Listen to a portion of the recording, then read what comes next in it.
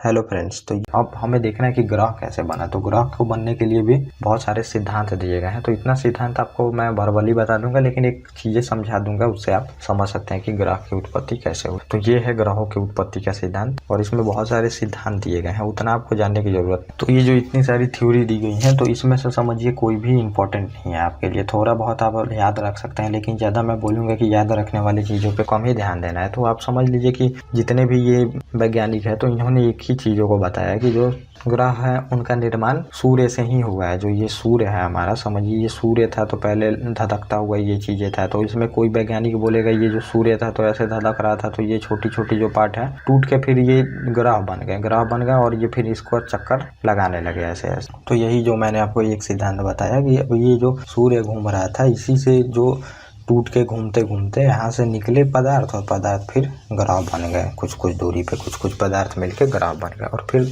मान लीजिए इसमें बहुत सारे थ्योरी दिए गए। तो अब ये जो है ये सूर्य घूम रहा है, ये सूर्य घूम रहा है, तो इससे बगल से एक जो सूर्य है आया और इससे टकराया, तो इस सूर्य से बहुत सारे पदार्थ हैं, ये टूट के फिर छोटे छोटे भागों में बट गए, तो फिर ये ग्रह बने। और मान लीजिए फिर और सिद्धांत क्या दिया गया, सिद्धांत में आप समझ सकते हैं। ये दो सिद्धांत तो आपने देख लिया। अब इसमें बोला गया, जो मैंने आपको नेबुला बताया, नेबुला जो तारा बनने का फर्स्ट स्टेज है, तो यहाँ पे नेबुला है और नेबुला फिर जाके तारा बन जाएगा ऐसे। तो यही हुआ। तो ये जो छोटे छोटे पदार्थ सब मिलके नहीं बनते हैं, जो सभी पदार्थ हैं वो मिलके तो तारा बन जाता है, यहाँ पे तारा। लेकिन जो छोटे छोटे परमाणु है वो भी इकट्ठा होते हैं कुछ कुछ जगह पे, और ये छोटे छोटे ग्रह बन जाते हैं नेबुला के अंदर ही। तो ये भी बोला गया, इसमें सिद्धांत में दिया गया। तो ये लगभग 3 आप सिद्धांत मान के चलिए कि ये हुआ, समझिए कि। लेकिन जो तारे हैं उसी से फिर ग्रहों का निर्माण हुआ है, ये यहाँ पे आपको बताएगा। मेनली आपको इतना ही समझना है, इससे ज्यादा कुछ नहीं समझना है। और बाकी ये जो चीजें लिखी गई हैं, तो ये थोड़ा बहुत आप याद करके रख सकते हैं। ये नोट्स में आपके मैंने इंक्लूड कर दिया ताकि कोई भी चीजें आपको छूटे नहीं। तो पहले इसमें कांट जो है इन्होंने गैसीय परिकल्पना का सिद्धांत दिया, और ये जो है न्यूटन के गुरुत्वाकर्षण के सिद्धांत पर आधारित है। तो जो मैंने तीसरा आपको बताया कि नेबुला फिर आया, और नेबुला आया तो ये बीच वाला चीज तो सूर्य बन गया, लेकिन जो अगल बगल का जो छोटे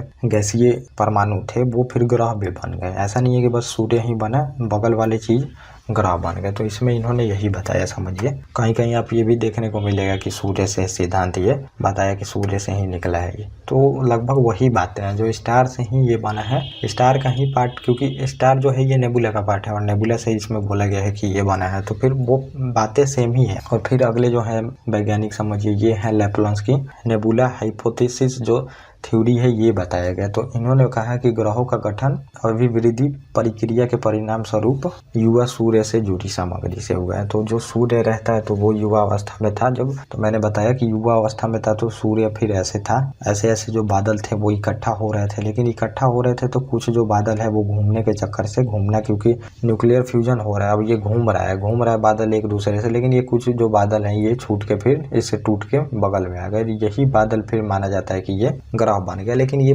परिकल्पना भी सही नहीं है। जो माना जाता है कि जो ग्रह है और जो सूर्य है, तो दोनों का बिल्कुल जो कंपोनेंट आप देखेंगे अलग अलग है। वो हाइड्रोजन हीलियम पे गैस है और इसमें आप देखेंगे ठोस पदार्थ है। तो यही फिर लेके इनकी सभी की आलोचना की जाती है। फिर अगला आप सिद्धांत देखेंगे तो बाइनरी सिद्धांत दिया गया है, फिर चेम्बरलिन का ये प्लेनेटेसिमल सिद्धांत है। और इसके तहत क्या बताया गया है यहाँ पे कि एक और भटकता जो हमारा तारा था वो सूर्य के पास पहुंचा, नतीजन सौर्य सतह से सामग्री के श्रृंगार के आकार का विस्तार को अलग कर दिया। तो जैसा मैंने बताया कि एक जो स्टार था, इसके जो हमारा सन है इसके बगल से गुजरा तो इसमें टक्कर मार के उसको खींच के फिर बाहर कर दिया, फिर वो ग्रह का निर्माण हो गया, ये बोला गया इसमें। और जीन और जेफरी का ज्वारीय सिद्धांत है, 2 तारों के गुरुत्वाकर्षण बल के परिणाम स्वरूप हमारा सौरमंडल का निर्माण हुआ। तो इनका कहने का मतलब ही समझिए वही चीज है। अब जो 2 तारे हैं और 2 तारे बीच में अगर रहते हैं तो दोनों का ग्रेविटी एक दूसरे पे लग रहा है, फिर वही ग्रेविटी के कारण खींचता है। तो इसमें से कुछ पदार्थ जो है ये अलग होके फिर यहाँ पे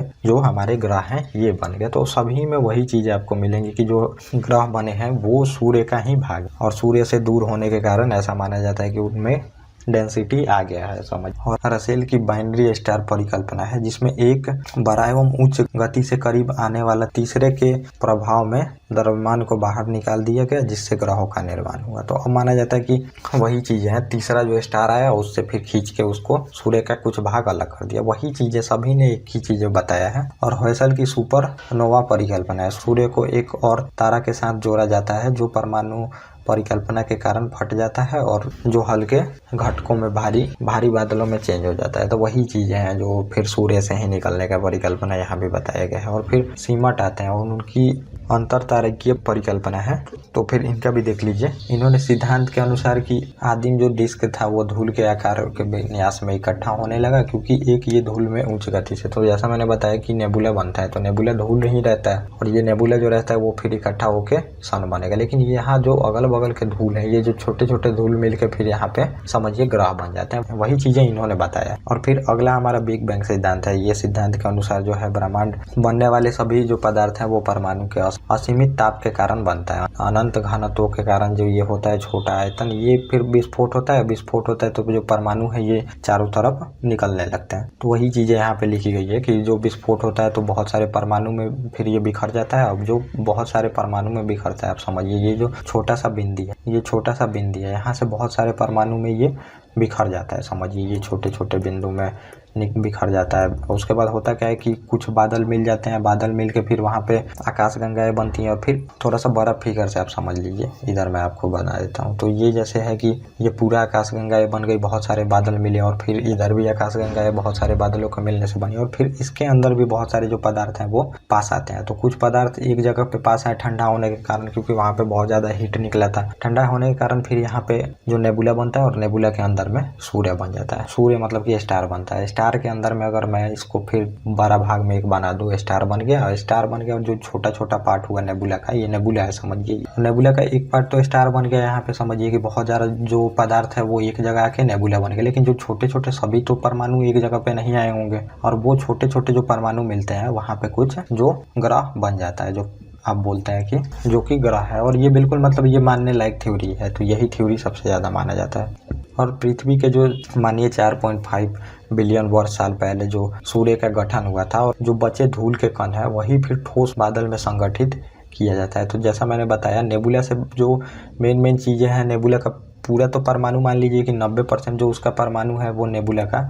वो आके फिर सूर्य बन गया, मतलब तारा बन गया। लेकिन जो 10% बचा इसका परमाणु नेबुला का वो फिर स्टार बन गया, ऐसा माना जाता है। तो ये सबसे उत्तम थ्योरी मानी जाती है मेरे ख्याल से। और मेरे ख्याल से ये भी सही है कि ये थ्योरी मानने लगती भी है। नेबुला से ही इसका फिर बना हुआ है। फिर ये आपने देख लिया कि ग्रह कैसे बनते हैं। तो ये ग्रह आपने देख।